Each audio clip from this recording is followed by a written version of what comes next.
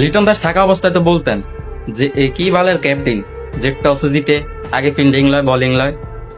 এখন তো বুঝতে পারছেন টসে জিতে কেন ফিল্ডিং আর বোলিং লয়। বাংলাদেশের টিম যে অনেক ভালো। ওই যে আপনাদের 3-4 বছরের সিনিয়র ক্যাপ্টেন তাওহিদ হৃদয়, মনে হয় যে সে বিশ্বসেরা ক্যাপ্টেন। ভালো একবারে সব বুঝে ফেলছে, মানে বাপের আগে বাল ফালাই ভালোছে।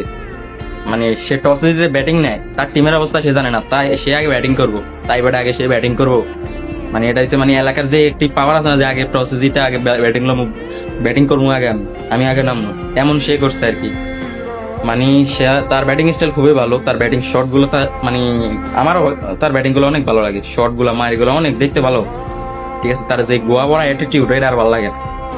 গোয়া ভরা অ্যাটিটিউড যেটা, এটা আর ভালো লাগলো না। তার যে বাপ, মনে হয় যে 3-4 বছরের সিনিয়র ক্যাপ্টেন হ্যাঁ, টসে জিতে ব্যাটিং লয় আগে। এখন বুঝতে পারছেন তো লিটন দাস কেন সেরা।